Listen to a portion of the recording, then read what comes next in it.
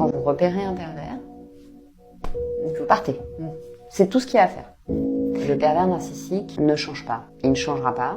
Il n'est pas en capacité d'aimer. Sa perversité lui permet de se donner l'impression qu'il maîtrise les choses et de rester dans une illusion de toute puissance. Le pervers ne peut pas se permettre de changer. Parce qu'en fait, s'il sort de sa perversité, il s'effondre. Mais donc, il ne peut pas être dans une relation à l'autre. Il n'y a pas d'altérité avec le pervers. Il n'y a pas d'intime. Il n'y a que des victimes. Les personnes qui sont proches de lui sont des personnes qui seront broyées.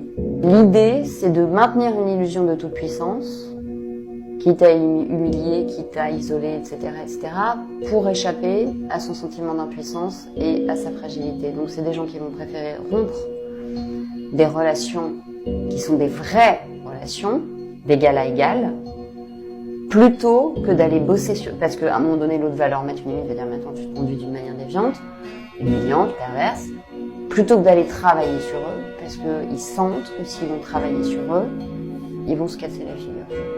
Donc, quand vous repérez un pervers, vous partez. C'est tout ce qu'il y a à faire. Vous essayez pas de le faire changer, vous rentrez pas dans la perversion en ayant le syndrome du sauveur, le machin, le truc, parce que vous allez devenir une victime consentante. Non, vous partez.